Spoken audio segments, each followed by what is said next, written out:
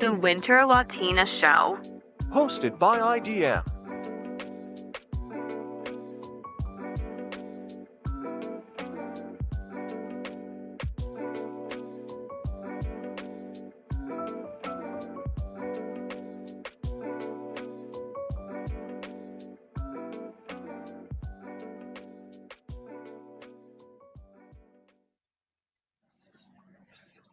And here we are recording. You're going to be watching us from the future or from the past. I never remember what the deal is. We are in the past, Nina. they are in the future. Welcome to another fun-filled episode of the Winter Latina Show, which is being recorded so that you are currently watching us recording it in the past, and you are the people of the future.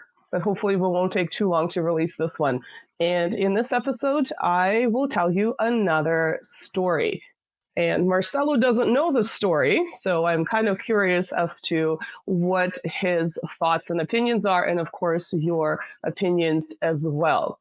So this man is sitting in prison. He was just sentenced to life in prison, and he's only 25 years old. He's going to spend the rest of his natural life in prison for murder, for an assassination, really. On the one hand, it's obviously highly distressing, disappointing to know that you're going to live the rest of your life in prison, because this is not what any 25-year-old with his entire life ahead of him should be thinking about. And this particular man doesn't know it yet, but he is exactly halfway through his life. He's 25 and he's got another 25 years to go. On the other hand, the cause for being sentenced to life in prison, and in fact, his sentence was commuted from a death sentence in a kind of a liberalizing move, in his view, might have been worth it. Now, he wasn't the one to actually kill the man in question. He never really wanted to mar his hands. He always had his underlings do it, at least when it came to people. And there were many, many people who died because of this man. The target that was now dead might have been worth it. He wasn't just a normal man, a regular man, a man on the street. He was a freaking minister, a minister of the interior. Now that, to him, was a pretty damn successful assassination. The former minister, the minister of the interior, was just going to have lunch. He was walking into a little cafe. He was going to sit down for lunch, and bam, now he's dead. And this 25-year-old is in prison for life, because he was part of the conspiracy. Really, he was the conspiracy. He wasn't the one to actually kill him, but he was the one to initiate him. And he'll have a lot more blood on his hands. He already did, but he wasn't sentenced for those previous ones. And in his view, the Minister of the Interior was an enemy. And that's the only way you could really handle enemies. You had to take them out. And he's been training for this moment his entire life, since he was a little boy. He was the shortest little boy, the scrawniest little boy. Some would say the ugliest little boy in his village. He had quite an overbite. And he had to work really hard as the shortest, scrawniest, and ugliest little boy in his village to assert some kind of dominance. And the best way he thought this could happen was by killing cats. 1 cat, 2 cats, 10 cats, who's counting? They're in a village. No one really knows whom they belong to. They're just kind of running around. They're in the farm fields. Maybe they're going after mice, helping the farmers. Who's going to miss a cat? He really, really, really enjoyed strangling them, because that was his method of killing cats, and watching their life drain from their beautiful eyes, watching their small, soft, furry bodies go limp as he strangled them. And he didn't strangle them somewhere in the privacy of his home, somewhere in a little grove outside the farm field in his little village. He strangled them right in front of the other children. So even though he was the scrawniest, littlest, and some would say the ugliest little boy in the village, he was very, very successful in gaining respect in gaining dominance and instilling fear in his peers by strangling countless cats. Something that he really enjoyed and something that we can find in the biographies of this man today. Now, if we were watching a true crime episode today, we would probably see a comfy office with a nice leather armchair, a psychologist, psychiatrist, psychotherapist sitting in this chair and qualifying such actions by a young kid who was really, really into killing cats. This psychological specialist would probably tell us that this is one of the telltale signs of psychopathy or the related antisocial personality disorder as seen in kids, animal abuse, but not just any kind of animal abuse, extreme animal abuse, such as torture and the killing of animals. But this was not the 21st century. This was a little village in Galicia in the early 20th century, and this boy's parents did not have such a psychotherapist, psychologist, psychiatrist to tell them that this particular pastime of their child was actually dangerous, and it was not a good sign of things to come. And so this little boy continued practicing instilling fear in his peers and gaining respect by strangling cats. Something that he now couldn't do because he was in prison for life. Marcelo, what strikes you about this? I have still no idea about whom you're talking about, but it sounds a lot like Mr. Ballin's video that I watch every now and then.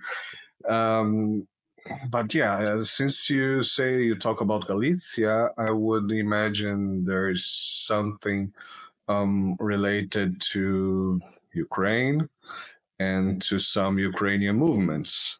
What do you think about the repeated animal torture at a young age? Well, I've watched a lot of documentaries about psychopathies and people that are in prison, in jail for life in the United States in the 20th centuries, and there's always some relations to a hard childhood with killing animals or torturing animals or things like that. That's a subject of that should be more talked about, I would say. But I still have no idea where we going today.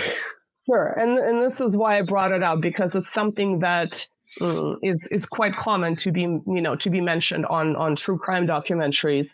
But like I said, this boy's parents in the early 20th century probably didn't have a psychologist available to them in their little village in the farm field to tell them that this is probably not a very good sign about their son's actions. And this little boy grew up and he was going to lead a pretty normal life. He had a farming family. He helped out around the house. He actually never ended up working in his entire life. He's never had any kind of a job, but he was pretty successful at what his chosen field of his chosen expertise turned out to be. But at this time, as he grew up, he was in his teens. He was going to what was called a polytechnic university, and he was studying agriculture because he lived in a farming community, so he was going to specialize in this. But much like college kids these days would rather be partying or staying a little bit longer on spring break and going a little bit wild, he also had very little interest in his college studies. It was much more fun for this now young man. He was only 5'2", so he kind of stayed fairly short. He still had his overbite. Can we translate these to meters? I would say it was about maybe 150. Okay. 58 meters. Sort of, okay. Yeah. About 1.5 meters. Yeah, for those of you who do not use the imperial system, which is just kind of funny because I know the entire planet. all but 3 countries. No, I think I told you one of the most liberating things to do was to set my weather to Celsius instead of using Fahrenheit, which I still do. So I did this a couple years ago, and I feel very good about that. So yeah, but yeah, he was about 1.5 meters. So he didn't really grow up. He was a little boy, and he grew up to be a shorter man. He still had this overbite. He started balding pretty early.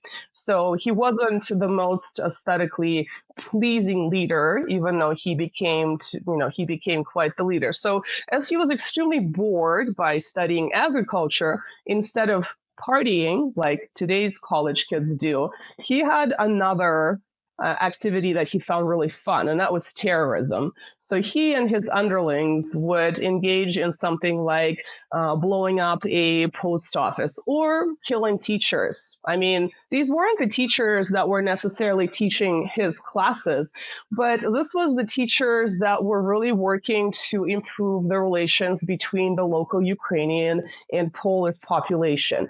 They would be Polish teachers teaching the Ukrainian language to Ukrainians, or it would be Ukrainians that would be getting along with the Poles, and he couldn't have that. There's no way that in his mind, Ukrainians and Poles should be getting along. Therefore, these people were his enemies, and they were to be taken out.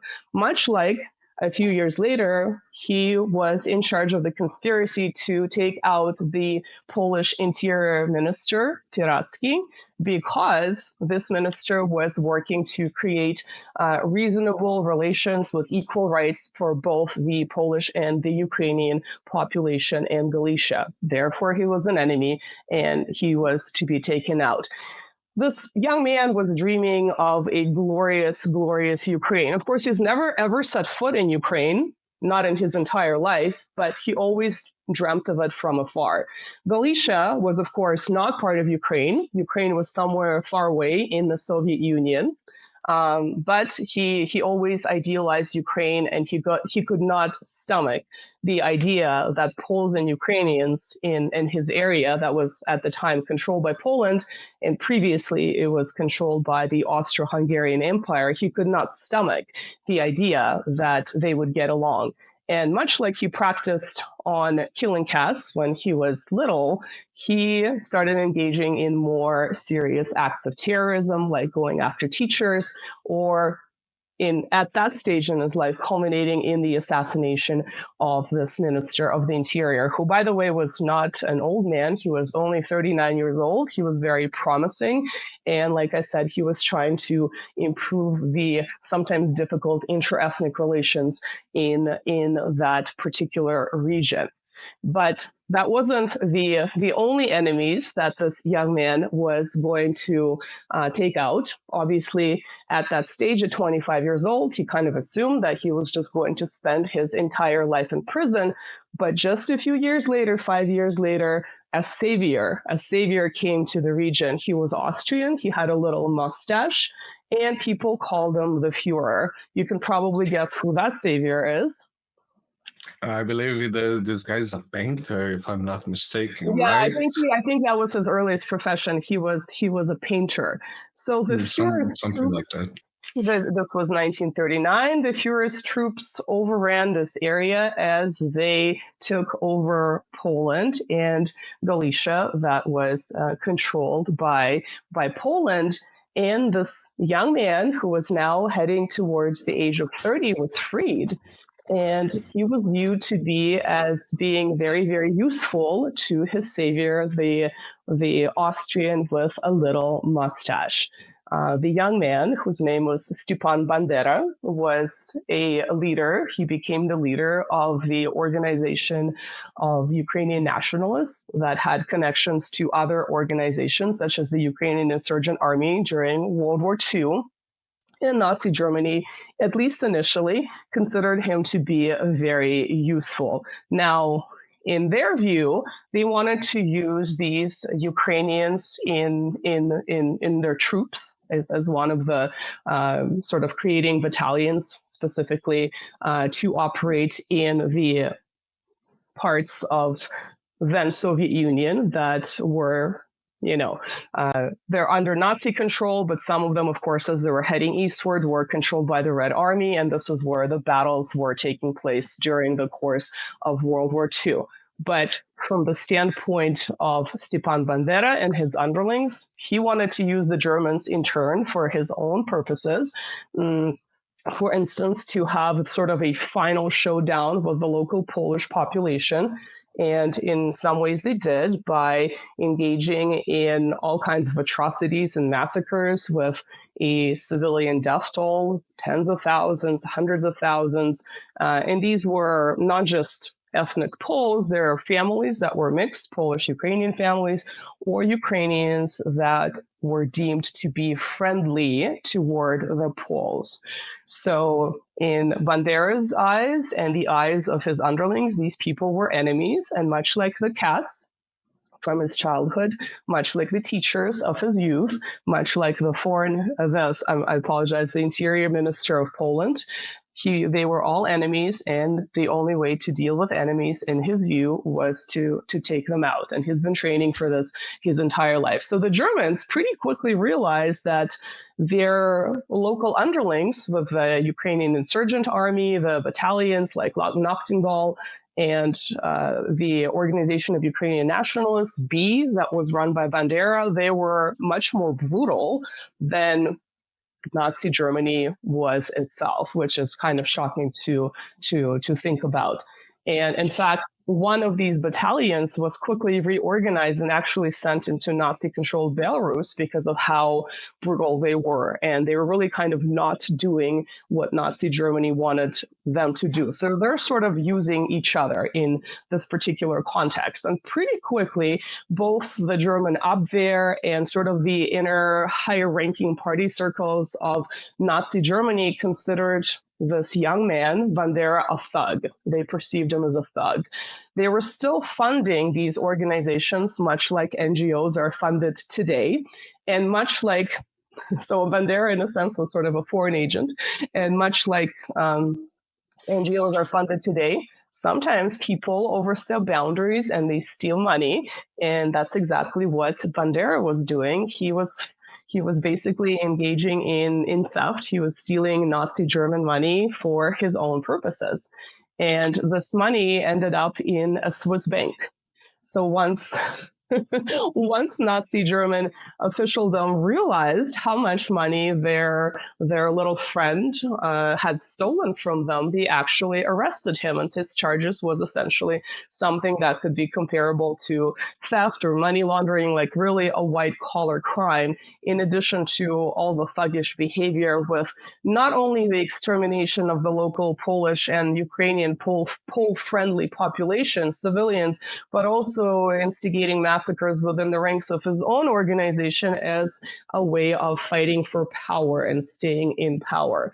So they put Bandera in a concentration camp, but he wasn't in a concentration camp where, much like other people in Nazi Germany and German-occupied areas, lived and died. He was in a special area that was reserved for officers that were sort of in reserve, that were recovering. So he lived in a kind of almost like a hotel that has been described as a hotel. So he was really receiving very much special treatment. He was definitely not suffering, even though he was initially under house arrest in Krakow, and then he was in this concentration camp for a little while. So even though he was considered a thug by Nazi German officialdom, and even though he was arrested for stealing large sums of money and putting them in a Swiss bank, which again sounds really mind-blowing and hilarious to me, he was really treated very well. So that just makes you think that he was useful, regardless of overstepping the bounds and really trying to pursue his own goals. What do you think, Marcelo?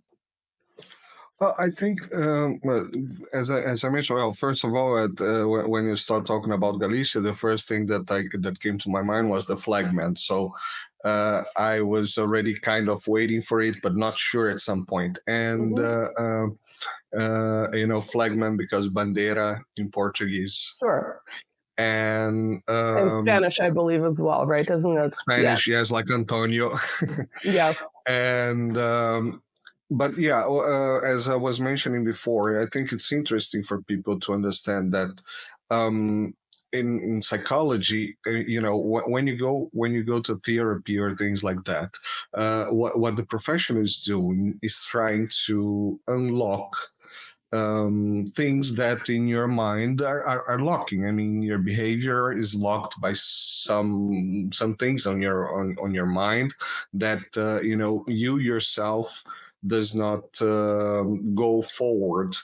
You just keep yourself from going forward because you have, as I mentioned here a lot of times in the channel. So the idea of the channel, for example, had was 1 year prior to it launching, because Hmm. for 1 year I was I will use the word afraid to go on camera, to go live, to be seen outside and things like Hmm. that. Was not prepared to doing that. And at the same point, on the other hand, once you unlock some things, you kind of cross the barrier. You cross the line. So there's no coming back. One thing that's interesting in watching these documentaries about criminals and stuff like that is that you understand that there is some types of crimes that is just not it's impossible to come back, to bring these people to a normal uh, person's life. uh, I would say almost, because we never know, but it's a line crossed. So once someone kills someone else, it that line is crossed, that ship sailed.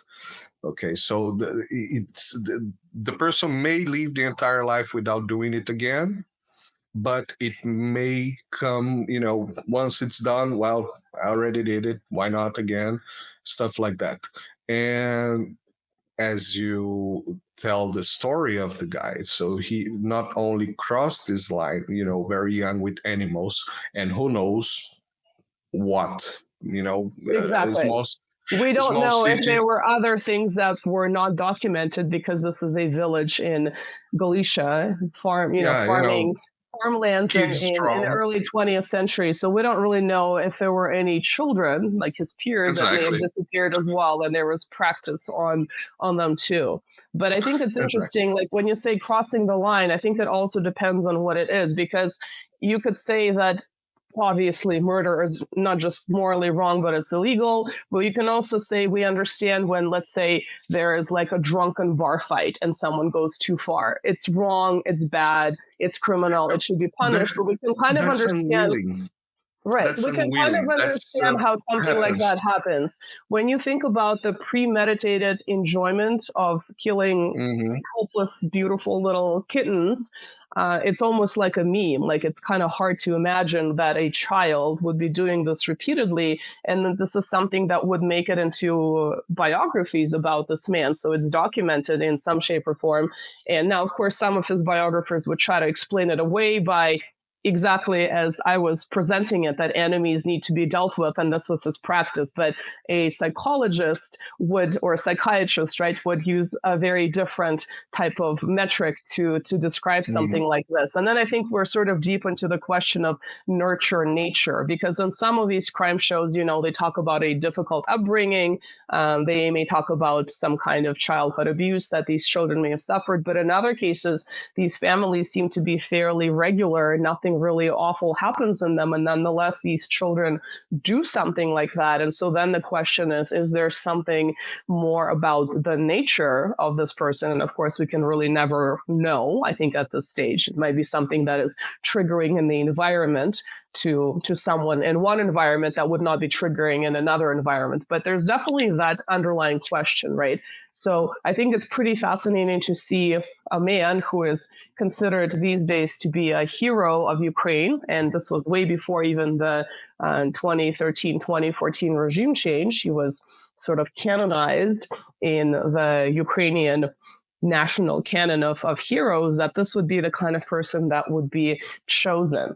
And I think it also goes to a deeper question about, what about all the other ruthless leaders in history? So many leaders would execute, people that were dissidents or would go after their opponents. And I think that that is true to a certain extent, but the difference here is the idea of state building. You can take it a ruthless leader, but you can also say from history, you can also say that particular leader also engaged in state building and was a successful statesman. Here, there is no sign of any success. There's just a sign of violence. It literally is about just a very pure animalistic fight for power. I don't even think animals do this. I mean, I guess they probably do within some of their social structures, but in terms of going out and carrying out massacres in his own organization to sort of stay at the top. And of course, going after civilians that were perceived as enemies. And of course, that definition is, as broad as can be. And when you have Nazi German officialdom considering you a thug and considering you brutal and your organization brutal, that says a lot, right? So, I mean, I don't think anything else needs to be said beyond that. So I think the psychology here is definitely one of the fact that it's documented. There's probably all kinds of psychological things that we can say about other people of similar nature and maybe actual political leaders that did rise to power. But here, the fact that psychological feature was documented pretty well in this man's official biographies, I think it's pretty fascinating. And so going back to the story, the mustachioed Austrian painter rescued him not once, but twice. So first he was rescued from a Polish prison in 1939, and the second time he was rescued in 1944 as the Soviet Red Army was inexorably heading east toward Berlin, and it was sort of making its way through Poland, liberating Poland from the Nazi German presence. And at that time, Bandera was rescued by none other than Otto Skorzeny. I'm probably mispronouncing his name, but he was a famous Nazi German intelligence operative, very, very highly positioned. And he was famous, I think, in sort of popular culture for rescuing Benito Mussolini from essentially in a raid from arrest. So that's sort of the most famous thing about him. But he also rescued Bandera from the Red Army that was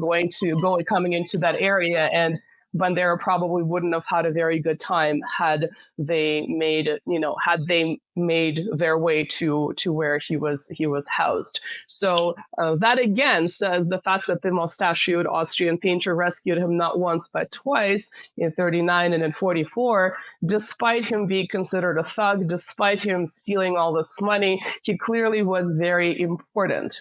And this is how eventually he ended up living in Germany, right? He ended up living in Munich with his family.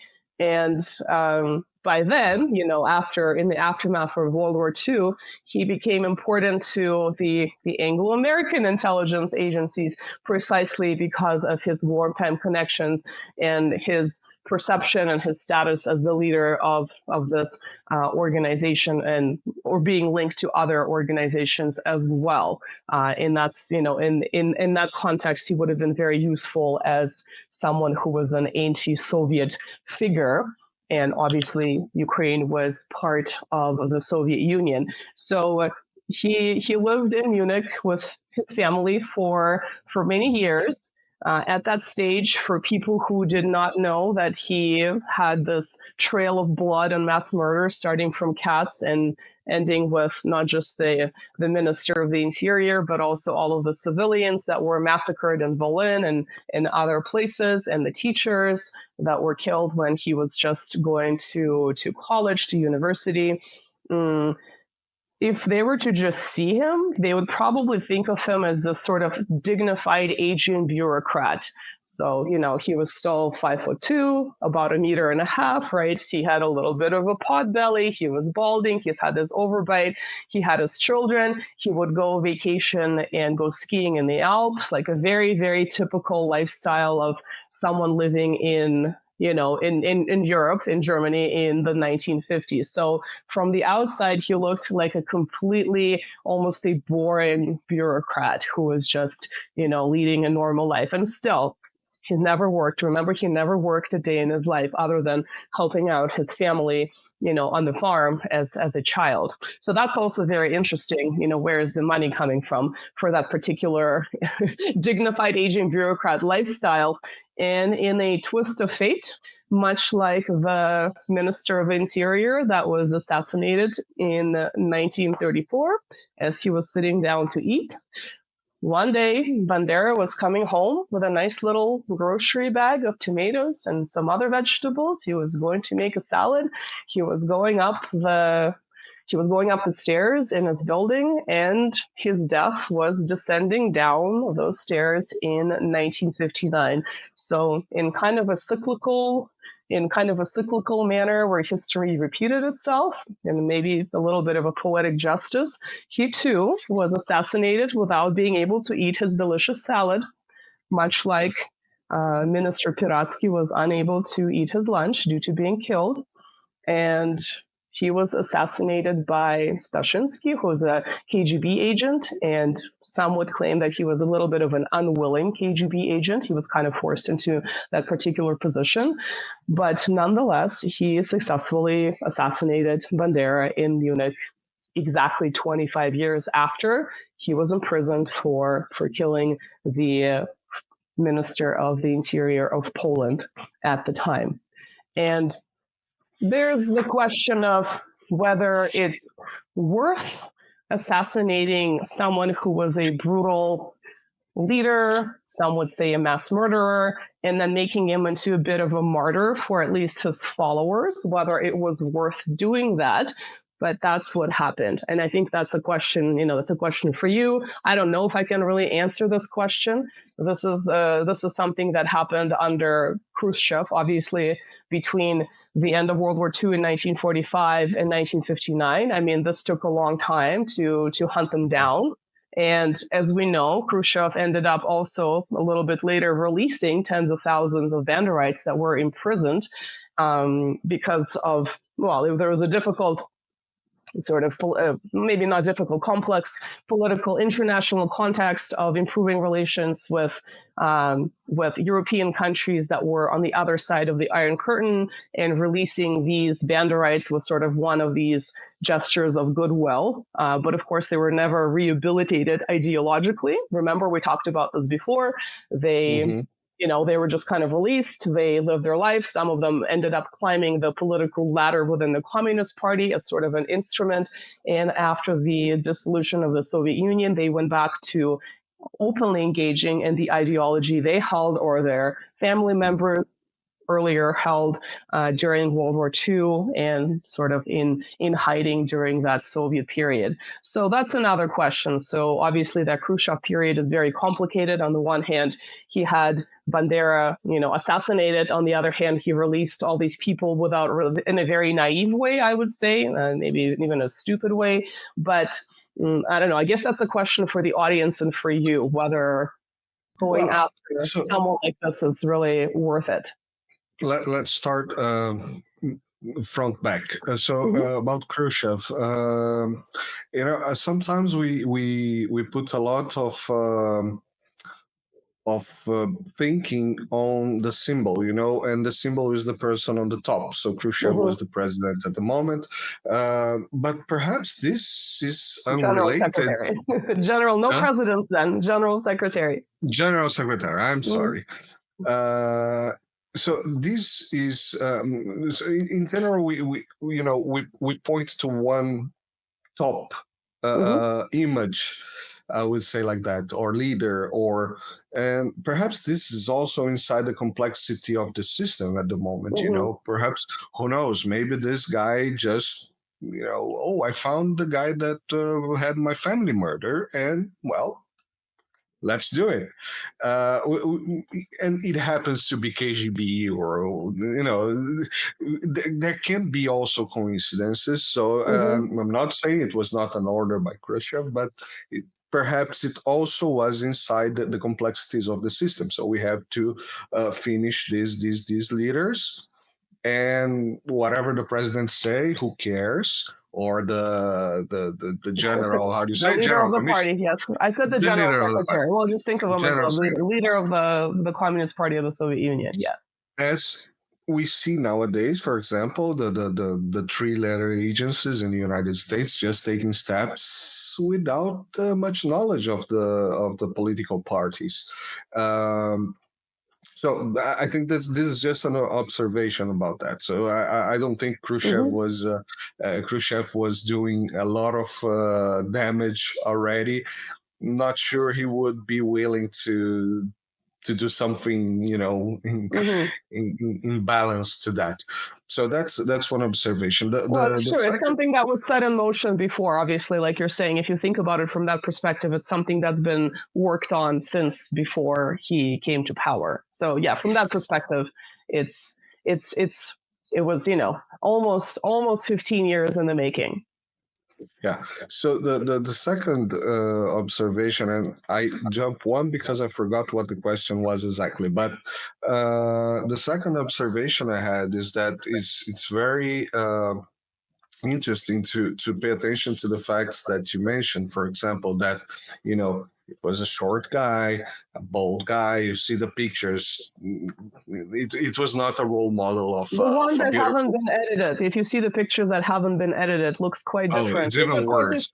you could say about, I mean, you could say this about, real political leaders too. Obviously No, no, no. in Yeah, today's day yeah. and age, everyone edits their photos to look better, but he looks significantly different in the non-edited historical photographs, Mhm. in contrast to the ones where he's being lionized as one of these heroes of modern day Ukraine. Yeah, so he definitely doesn't fit those parameters. Yeah, but I think the point is that the guy has a kind of type of psychopathy or a full psychopathy who can tell. Mm-hmm. Uh, and this fits the profile of someone that the loser, the big L guy, Mm-hmm. and which is extremely useful for the powers to control. You have Except some. except only in the beginning, because he starts doing what he wants to do. Yeah, And these that's powers realize, wait a second, he's a son of a bitch, but he's our son of a bitch, as the famous quote goes, right? But he's going way, way, way farther than they would have anticipated him, both in the sense of the level of violence, the indiscriminate violence, but also stealing money. I mean, it's almost like everything, right? He's on the one hand, he's this violent thug that has other people do his dirty work, but at the same time, and everyone is an enemy, right? Kind of almost paranoid there, or really paranoid. But at the same time, he is sort of benefiting financially, and so he has that type of foresight in terms of like, oh yeah, I better make some money. The fact that he's never worked in his life, even as before he became a political leader, you could say, well, political leaders don't necessarily have real jobs, but the fact that he really hasn't had any employment, sort of, even for a month. I mean, other than working, perhaps helping his family in the fields as a child, as he was in between strangling all those cats, right? I mean, I think that says a lot as well. That there's a parasitic lifestyle that he was living off of the Nazi German funding. He was living off of, I'm assuming, right, other intelligence funding after World War II. He was living off of the actions of his underlings that were doing his dirty work. So it was obviously his family that was funding his college education. So someone was always stepping in to save him, right, and to give him money to do what he wanted. So there was really not a lot of accountability for his actions, right? And it was almost like he was saved miraculously. Initially, he had the death sentence for the assassination of the Polish minister. He was commuted to life. He was supposed to be in prison for life. He was rescued in 1939 thanks to the Nazi German invasion. He was once again rescued in 1944. So there is this, eventually, of course, his luck ran out, but he went for 50 years of never having to work and doing whatever the hell he wanted. And it just happened to be that what he wanted to do was be very violent, very brutal towards his, real or perceived enemies, but also appropriating large sums of money to lead a nice lifestyle. So it's, I don't know if that's the sign of his intelligence or warped intelligence, but definitely this level of the only thing that matters is what benefits me, and nothing else is really relevant. Yeah, that's what the other point I was about to say. So people we give a lot of value to intelligence and capacity, or going forward, all that.